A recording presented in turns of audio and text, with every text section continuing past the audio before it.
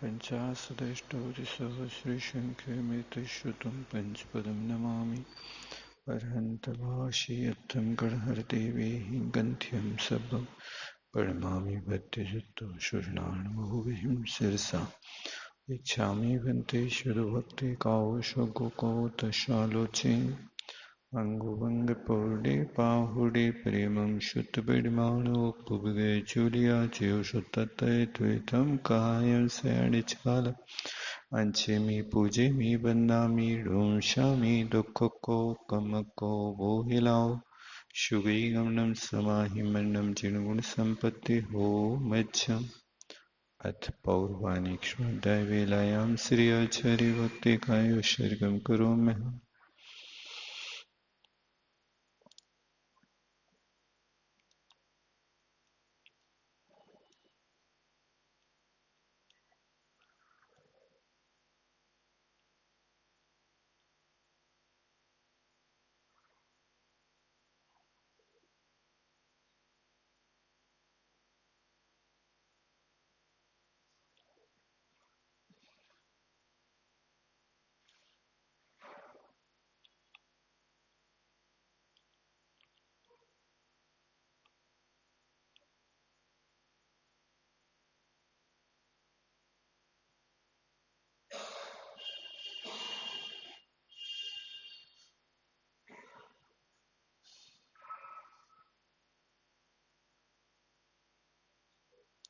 सजलति पार्गेभ्यः शुपरमतिविभावेना पटुमतेभ्यः सुचरितवोनिधेभ्यो नमो गुरुभ्यो गुरुगुरुभ्यः छत्तीसगुणसमग्रे पञ्चविहाचारकरणसन्दर्शे शिष्याणुग्रे कुशले नमायिरे सदा वन्दे गुरुभक्तिसञ्जमीर्णयतरन्ति संसारसायरं घोरं चरणत्यठकमं जमणमरणं न पावयन्ति ये नित्यं ऋतमन्त्रहोमिनिरता ध्यानाग्निहोत्राकुला षट्कर्मा विरतास्तपोदन्दना साधुक्रिया साधवा शीलप्रावरणा गुणप्रहरणा चन्द्रार्कतेजोधिका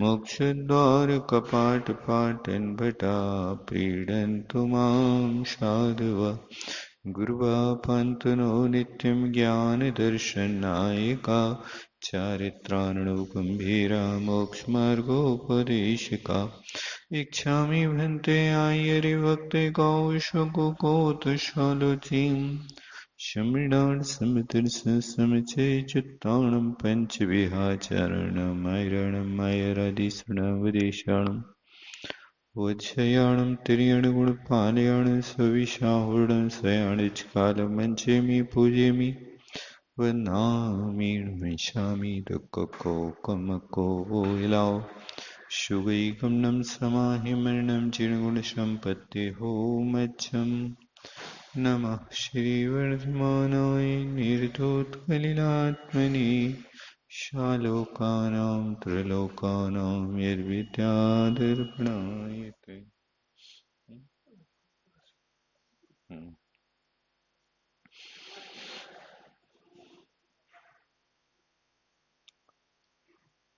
यहाँ पर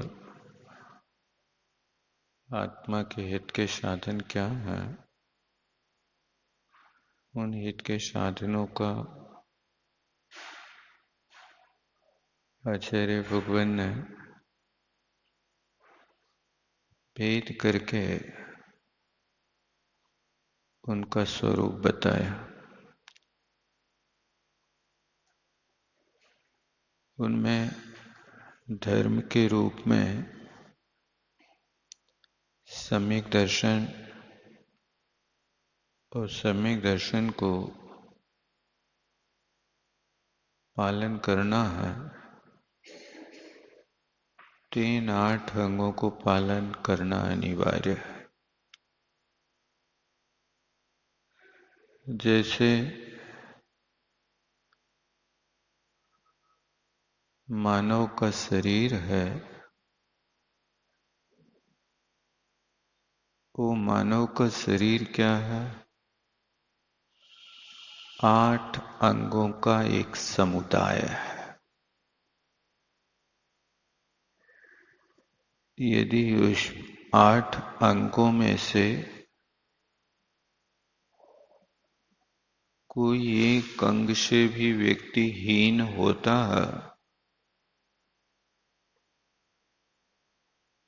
तो वो व्यक्ति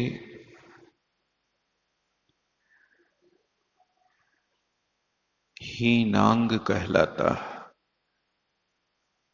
या अपांग कहलाता है। इसी तरह सम्यक दर्शन भी ऐसे सम्यक दर्शन को एक शरीर के रूप में समझा जाए और 8 अंग उस शरीर के अंग समझे जाए।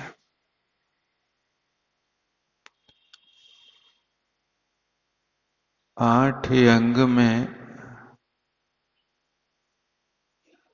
कोई अंग ऐसा नहीं होता कि जो अनुपयोगी हो।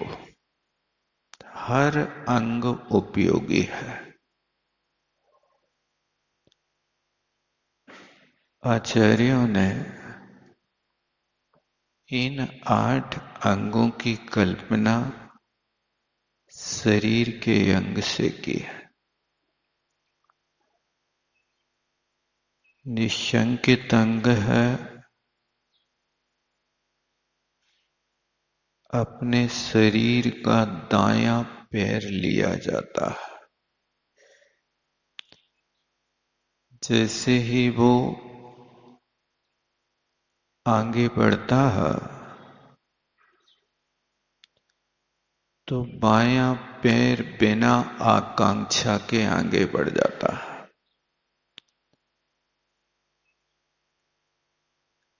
ये निशंकित निकांक्षित है। इसी तरह मोक्ष मार्ग में बढ़ना दाएं पैर की तरह निशंक होकर के बढ़ना। भगवान ने जो कहा है वो बिल्कुल सत्य है। जिन बच में शंका न धार,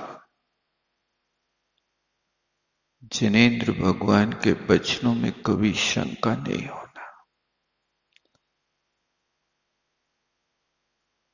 कुछ लोग ऐसा भ्रम करते हैं और जनता को भ्रम में डालते हैं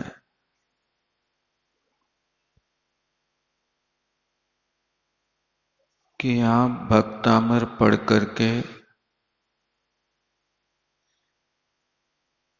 रोग दूर कर रहे हो, आप सिद्ध चक्र विधान करके रोग दूर कर रहे हो।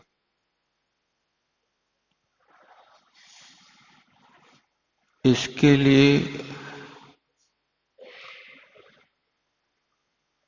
कुछ लोग निषेध करते हैं, लेकिन इस चीज का निषेध वो करते हैं जिनके सिद्धांत में न प्रथमानि योग है, न करणानि योग है, न चरणानि योग है। एक द्रव्यानि योग के उपासक लोग इन 3 अनुयोगों को किनारे में करके लोगों को भ्रम में डालते हैं और वो भ्रम में डाल करके लोगों से एक कहते हैं कि कुछ नहीं होता। मैं कहता हूं जो व्यक्ति आगम के परिप्रेक्ष्य में ऐसा कथन करता है वो व्यक्ति जिनेंद्र भगवान की वाणी का श्रद्धान करने वाला तो नहीं है। भक्तामर जी में कहा है तो नाम नाग दमनी, हे भगवान आपके नाम रूपी नाग दमनी औषधि का सेवन करने से मनुष्य कामदेव की तरह रूप वाला हो जाता है। ऐसा मानतुंग आचार्य ने कहा। उत्तम आचार्यों की वाणी को आज उपेक्षा कर रहे हो। जैसे नमोकार मंत्र में अरहंतों को पहले नमस्कार किया, उस सिद्धों को बाद में किया। बड़े अरहंत हैं कि सिद्ध हैं? सिद्ध परमात्मा के तो 8 गुण प्रकट हो गए, अरहंत परमात्मा के अभी आधे गुण प्रकट हुए। अरहंत परमात्मा के अभी 4 घातिया कर्म नष्ट हुए, उस सिद्ध परमात्मा के 8 कर्म नष्ट हो गए। अब सिद्ध परमात्मा ऐसे स्थान पर जाकर विराजमान हो गए कि कोई छद्मस्त के प्रत्यक्ष का विषय नहीं बने। अरहंत परमात्मा को तो छद्मस्त भी, छद्मस्त माने अपन लोग जैसे भी देख लेते हैं, वे हमारे बीच में समोसरण में विराजमान हो जाते हैं, वे हमें धर्म का उपदेश दे देते हैं। ऐसे अरहंत परमात्मा को नमस्कार इसलिए करते हैं कि सिद्धों का स्वरूप आपने बताया, नहीं तो हम सिद्धों से अपरिचित रहते हैं, क्योंकि वो अरूपी आत्मा बन गए, अव्ययवाद सुख के भोगने वाले हो गए। ऐसे उन सिद्ध परमात्मा का ज्ञान कराया, इसलिए हम उनको पहले पूज रहे कि धन्य है परमात्मा, आपने हमें विवेक की दृष्टि दी, ज्ञान की दृष्टि दी, आपने हमारे लिए मार्ग बताया, आपने हमें परिचय कराया कि ये भी हमारे बुजुर्ग हैं। इसी तरह आचार्यों ने हमें ये ज्ञान दिया। उन आचार्यों की परंपरा में वर्तमान साधु, जो वर्तमान के साधु हैं, वे साधु तो पूर्वाचार्यों का ज्ञान करा रहे हैं कि उन आचार्यों ने ऐसा कहा है, ऐसा लिखा है, ये आगम का ज्ञान भी दे रहे हैं। तो हमारी कितनी बड़ी दुर्बुद्धि है कि हम पूर्व साधुओं को तो मान रहे हैं लेकिन वर्तमान के साधुओं को नहीं मान रहे। वो व्यक्ति भी ऐसे ही हैं कि वे सिद्धों को मान रहे लेकिन अरहंतों को नहीं मान रहे। अरे भाई साहब, ये यहाँ का परिचय उन आचार्यों की परंपरा को लाने वाले तो वे हैं, तुम्हारी तो कोई गुरु परंपरा ही नहीं है, तुम्हारे यहाँ कोई गुरु है ही नहीं। तुम्हारे गुरु तो परोक्ष हैं, जो भावलिंगी चौथे गुण चौथे काल में होते थे, पंचम काल में तो तुम्हारे यहाँ गुरु होते ही नहीं। लेकिन जिस संयोग के वे उपासक हैं, उसी अनुयोग में कुंद कुंद स्वामी ने पंचास्ती काय लिखी, उस पंचास्ती काय की अमृतचंद स्वामी ने टीका लिखी, अमृतचंद स्वामी ने स्वयं पंचाष्टिकाय की टीका में लिखा, अज्जबी तिरियण शुद्धा अपाणम झाई यूं लहई इंदत्तम तत्चुवर्ण बुद्धिम जंती। आचार्य भगवान लिखते हैं कि आज भी अज्जबी त्रियण शुद्धा रत्नत्रय से शुद्ध होकर के, आज का अर्थ चौथा काल नहीं, आज का अर्थ पंचम काल है, आज का अर्थ वर्तमान होता है, आज का अर्थ संप्रति होता है, आज का अर्थ इदानीम होता है। अज्जबी माने आज भी। ये शब्द कौन लिख रहे हैं? वर्तमान के आचार्य लिख रहे हैं। और पंचम काल में जितने आचार्य हुए हैं ये सब वर्तमान के कहलाते हैं। भगवान आपके महावीर स्वामी चौथे काल में हुए, लेकिन आप भगवान महावीर स्वामी को कौन सा मानते हैं? वर्तमान काल मानते कि भूतकाल मानते? क्या नहीं बोलते वर्तमान शासन नायक, वर्तमान भगवान की जय? तो वहां जिनका शासन आज हमारे बीच में चल रहा है हमारे लिए वर्तमान, भूत नहीं है।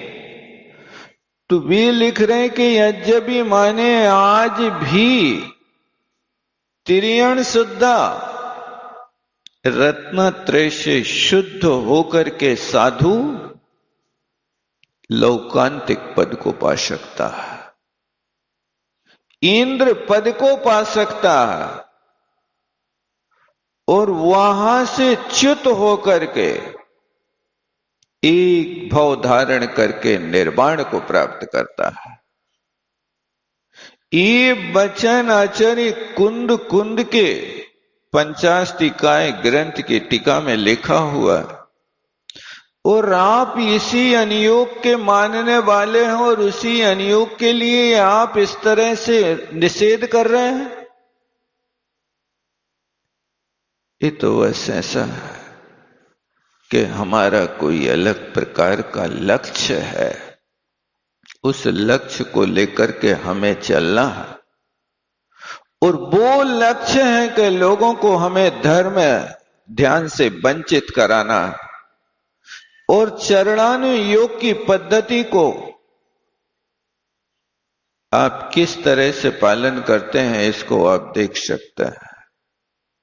कहने का मतलब है कि जो लोग ऐसा व्याख्यान करते हैं कि कुछ नहीं होता इससे, मैं तो कहता हूं वे व्यक्ति नास्तिक हैं, आस्तिक नहीं है। जिनेंद्र भगवान के वचनों पर उनको श्रद्धा नहीं है।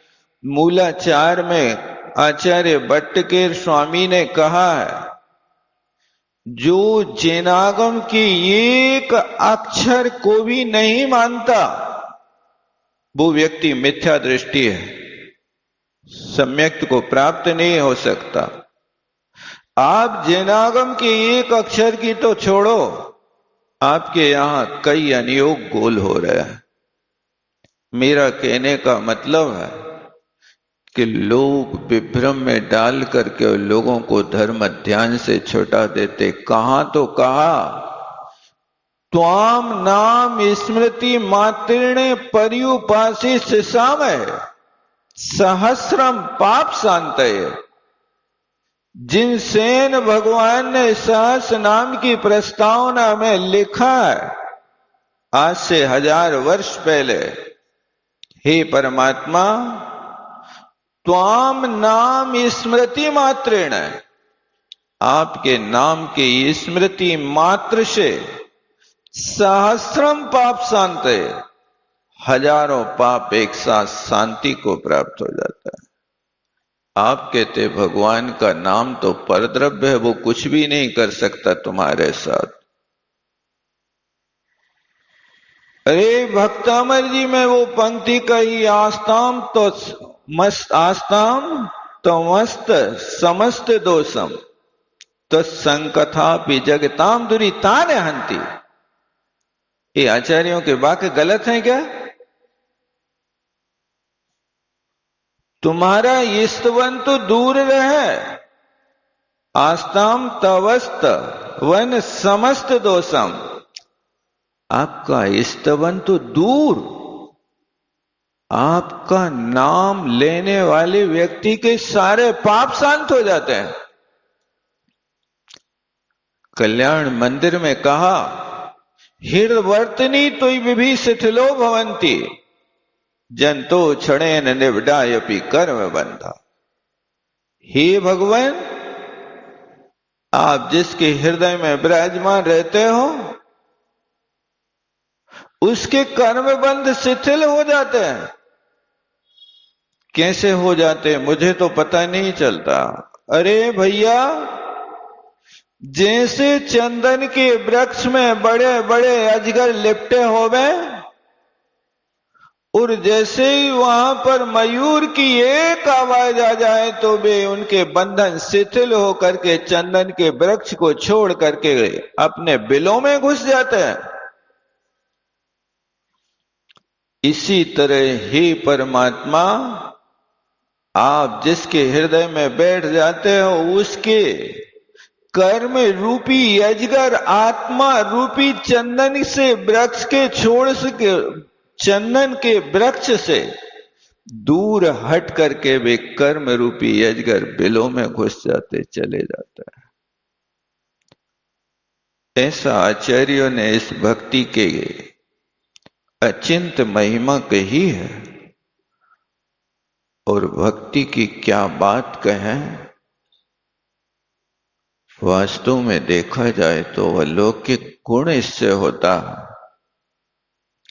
उस सम्यक दर्शन का मूल कारण देव शास्त्र गुरु का श्रद्धान तब बनेगा जब उनके गुणों का स्तवन करोगे, तब उनको जानोगे, जब उनकी पूजा करोगे तब तो भगवान का परिचय होगा। आप भगवान की पूजा करते हैं तो पूजा की जयमाल में ही तो पढ़ते हैं, चौकर्म सुत्रेसठ प्रकृति नाश जीते अष्टादश दोष रास। सबसे पहले अरहंत बने कैसे, तुम्हें इसका परिचय करा रहे हैं। ऐसा नहीं कि आप बिना उनके जाने और उनकी भक्ति करते जा रहे हैं, नहीं, ऐसे अरहंत बनते हैं। कैसे अरहंत बने, बनने का तरीका सीखो। पहली पंक्ति में रखा उनने, चौकर्म, चार घातिया कर्म के क्षय से वे अरहंत बने हैं। नाम कर्म की और दूसरी 16 प्रकृतियों का क्षय करके अरहंत बने हैं। तो भी कर्म से पहले परिचित हो कि तुम भी अरहंत बन सकते हो। उस अरहंत बनने के साथ में आप सबसे पहले इन कर्मों को भगाओ। जब तक ये कर्म नहीं भगेंगे तब तक तुम अरहंत नहीं बन सकते। अरहंत बनना है तो पहले अंतरंग का पुरुषार्थ होगा, और फिर यदि अरहंत बनना है तो हमें करना क्या पड़ेगा, अरहंत ने जो कहा है वो करना पड़ेगा। आज की दुनिया बड़ी विचित्र है, कहती तो है ऊपर वाला एक है, लेकिन ऊपर वाले की मानते एक नहीं है। सब अपने अपने मत और अपने अपने भेद चला करके ये परंपरा चलाते रहते हैं। मेरा कहने का मतलब है कि आप वस्तु स्वरूप को समझो और चारों अनुयोगों को समझ करके श्रद्धा मजबूत बनाओ। ऐसा नहीं कि किसी ने थोड़ा सा कहा और वो कच्ची ईंट की दीवार एक धक्का मारो और दीवार गिरा दो। नहीं, ऐसी मजबूत दीवार बनाओ, ऐसी मजबूत दीवार बनाओ कि बड़े बड़े हाथी अपनी शक्ति खो दें, लेकिन हमारी आस्था रूपी दीवार कभी गिर ना पाए। ऐसा हमारा दृढ़ श्रद्धान होना चाहिए। यदि ये श्रद्धा नहीं होता है तो आप वास्तव में सम्यक दर्शन को प्राप्त नहीं कर सकते हैं।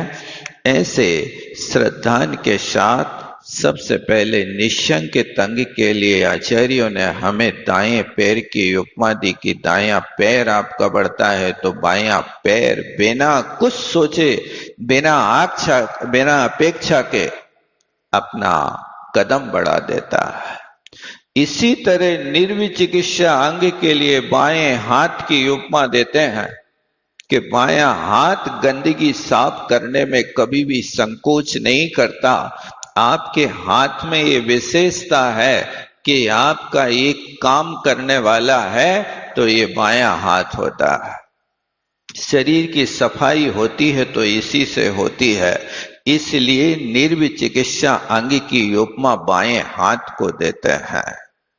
और अमूढ़ दृष्टि का अर्थ होता है कि मूर्खता में कभी फंसो नहीं, मोहित हो नहीं, वस्तु स्वरूप को जानो और वस्तु स्वरूप को जान करके फिर आप उसका मजबूत श्रद्धान बनाओ। मूढ़ता से बचने के लिए समंत भद्र स्वामी के लिए एक नारी मिली, पुरुष नहीं मिला कोई। अमूढ़ दृष्टि का दृष्टांत उन्होंने रानी रेवती के लिए रखा है। वो नारी होकर के उसने दृढ़ता से उस अंग का पालन किया। मतलब कहने का है कि नारी की बुद्धि चंचल होती है, बहुत जल्दी इधर से उधर डिग जाती है, लेकिन उन आचार्य समंत भद्र स्वामी ने उसी नारी को अमूढ़ दृष्टि में रखा कि सारी दुनिया ब्रह्मा विष्णु महेश के दर्शन करने जा रही है, सारी दुनिया भगवान महावीर स्वामी के समोसरण के दर्शन करने जा रही है, लेकिन रानी रेवती कहती है कहां समोसरण की बात करते हो? अरे भगवान महावीर स्वामी तो चौथे काल में हो गए, पंचम काल में कोई महावीर नहीं होगा, 24 तीर्थंकर होना थे सो हो गए। यदि कोई 25वां तीर्थंकर यहाँ आया है तो वो छलिया है, ठगिया है, तीर्थंकर नहीं हो सकता। ये दृढ़ आस्था उसके अंदर थी। सारी दुनिया जा रही, लोक मूढ़ता पालन करने के लिए, चली जाए मैं नहीं जाऊंगी।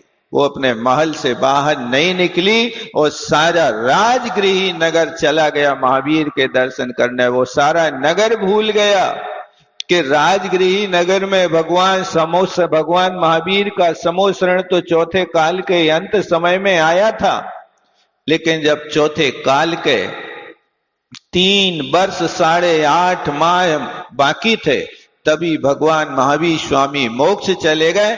और हमारा जैन सिद्धांत इस बात को स्वीकार नहीं करता। तो या न गीत्रा पुनरागमश्च, जिस जीव का मोक्ष हो जाता है वो मोक्ष से कभी वापस नहीं आ सकता है। तो जब भगवान महावीर का मोक्ष हो गया तो भगवान महावीर स्वामी समोसरण लगावे कहां से फिर से आ गए आपके यहाँ? महावीर नहीं, कोई और महावीर का वेश बना के आया। ये पुरुष नहीं, नारी डंके की चोट पे कहती है। इसलिए समंत भद्र स्वामी ने उस नारी को शास्त्रों में लिख दिया कि जिसकी इतनी मजबूत श्रद्धा है, इतिहास बना करके रख दिया। समंत भद्र स्वामी आज से 2000 पहले हुए हैं। उनने ऐसे ऐसे पात्रों का चयन किया, ऐसे ऐसे पात्रों का चयन किया कि देख करके लगता है कि वास्तव में उनकी कितनी कुशाग्र बुद्धि हुई। अहिंसाणु व्रत के पालन करने में उनको कोई बनिया नहीं मिला, कोई सेठ नहीं मिला।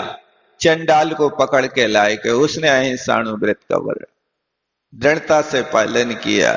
नहीं, हमारे लिए जाति भेद नहीं, लिंग भेद नहीं, तुम अपना कर्तव्य करके दिखाओ, इतिहास में तुम्हारा नाम छपा रहेगा।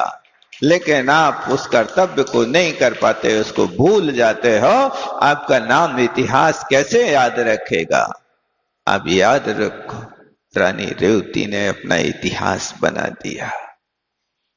वो व्यक्ति अपनी माया के माध्यम से जाल फैलाता रहा और जाल फैला करके सारी दुनिया के लिए बता दिया कि मैं भी ऐसा काम कर लेता हूं। उस माया जाल के माध्यम से विपलाचल पर्वत पर समोसरण बना लिया, महावीर का रूप बना लिया, चारों दिशाओं में चारों मुख करके बैठ गए और सारे के सारे चारों निकाय के देव और वहां मनुष्य ट्रेन चला के बैठा दिया। वो समोसरण में स्वयं बैठ करके देख रहा है कि सारी नारियां आ गई, लेकिन नारी शिरोमणि अभी भी नहीं आई। कौन सी नारी शिरोमणि? धन्य है वो रानी चेला राजगिरी की महारानी, आज भी महल में है। जो जिनेंद्र भगवान की वाणी पर इतनी आस्था रखने वाली है कि एक ब्रह्मचारी उसको मिल जाए तो ब्रह्मचारी के लिए बड़ी भक्ति से आहार कराती है, लेकिन आज उसके द्वारे के सामने भगवान महावीर बैठे हैं, लेकिन उनके लिए वो बाहर नहीं निकल रही है। वो समझती है कि पंचम काल में ब्रह्मचारी तो होता है, ये लक्षुल्लक तो होता है, मुनि महाराज तो होते हैं, लेकिन तीर्थंकर नहीं हुआ करते। तीर्थंकर तो होने थे 24 तीर्थंकर चौथे काल में ही मोक्ष चले गए।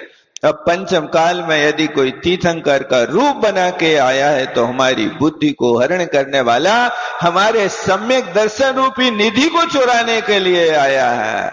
ऐसे व्यक्ति से हमें सम्यक दर्शन नहीं होगा। और वो नहीं निकली और समंत भद्र स्वामी इतिहास में लिख गए, और वो अपनी माया जाल फैला करके चले गए। और माया जाल फैला करके जब क्षुल्लक का बेस बना करके आए और वहां रानी चेलना के राजगृह में जाकर के मुद्रा बना करके आहार करने गए, तो उस रानी ने बड़ी भक्ति से क्षुल्लक जी के लिए आहार कराया। क्षुल्लक जी को आश्चर्य हुआ, पूछा, महारानी तुम तीर्थंकर को नहीं मानती हो, क्षुल्लक को मानती हो, ये कैसा तुम उल्टा करती हो? बोले, भगवान ने ही कहा है कि इस पंचम काल में क्षुल्लक तो होंगे लेकिन तीर्थंकर कोई नहीं होंगे। आज के समय में लोगों ने भविष्य के अपने मनगढ़ंत तीर्थंकर बना लाए और उनकी स्टेच्यू बना के बैठा दे।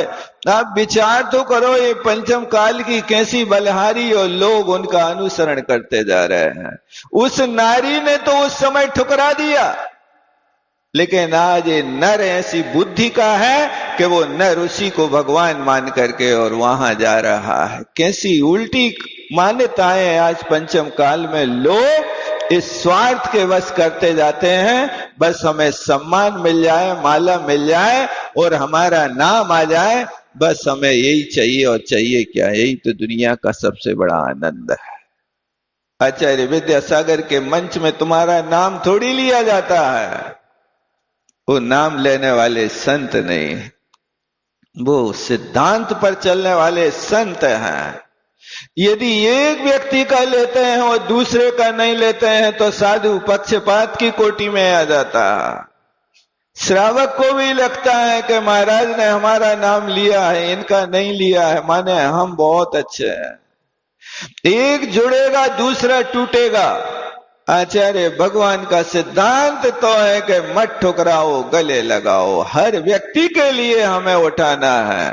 हम किसी का नाम लेकर के नहीं, लेकिन सबके प्रति हम सद्भावना का आशीर्वाद दे करके हम सबके लिए संतुष्ट करते, किसी एक व्यक्ति के लिए नहीं करते हैं। उनके देख लो बड़े बड़े पंच कल्याणक, वो पीछे बैठे हुए लोगों को पहले आशीर्वाद भेजते हैं। बेचारे पीछे आए हैं, पीछे बैठे हैं, खड़े हैं, देख रहे हैं।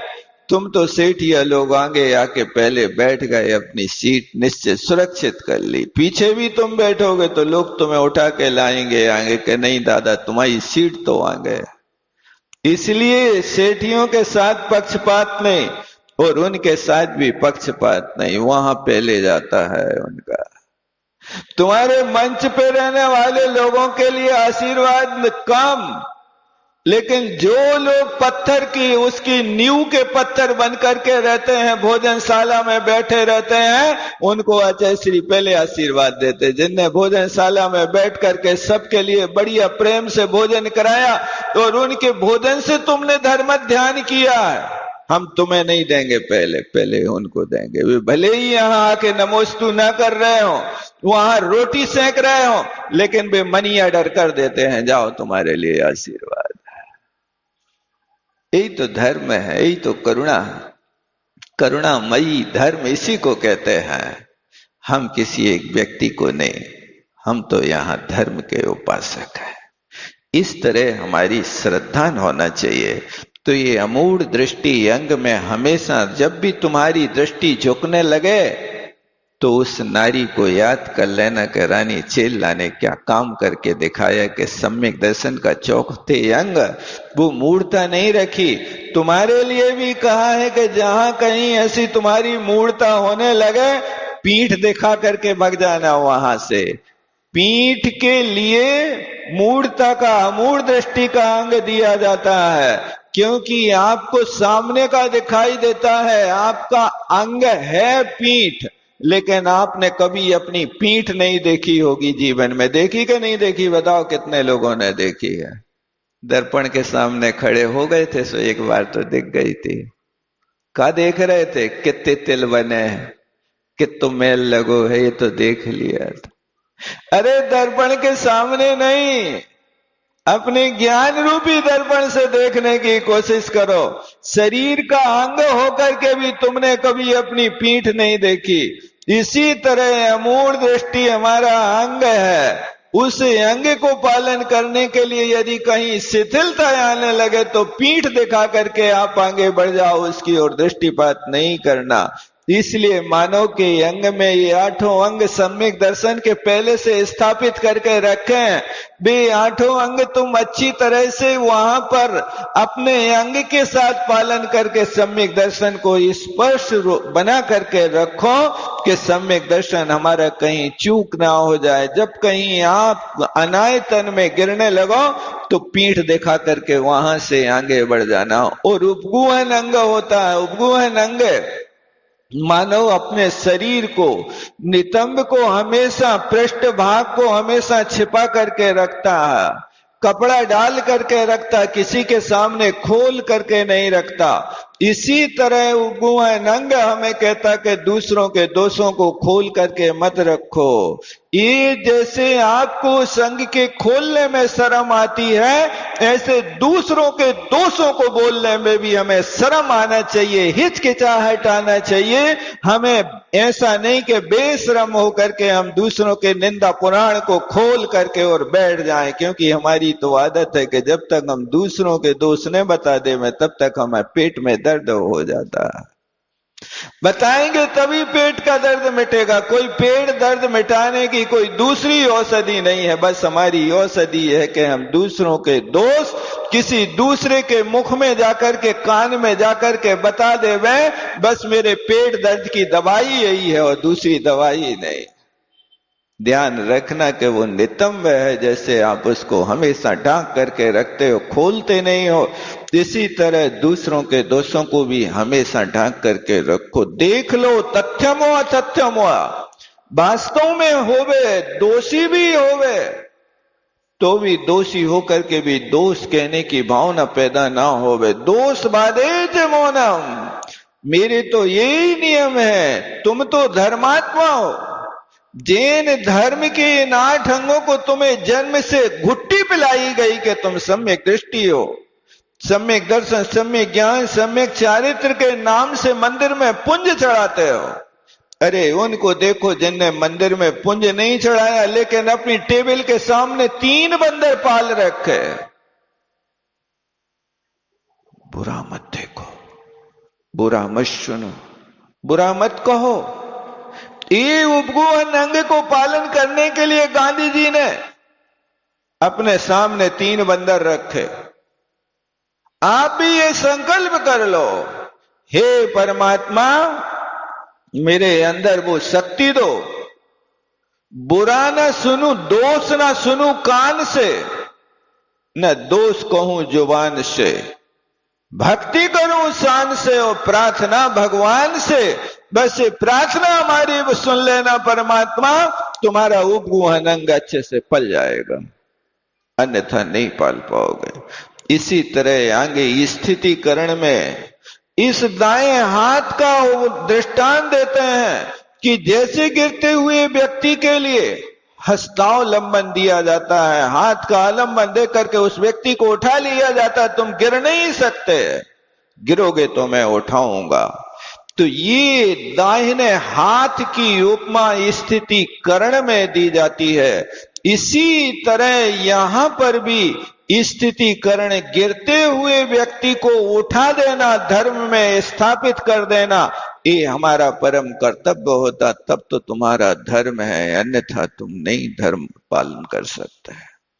और वात्सल्य है तो सामने वाले व्यक्ति को देख करके बिना निस्वार्थ भाव के, निष्कपट हृदय का वात्सल्य होना, वो वात्सल्य अंग हुआ करता है।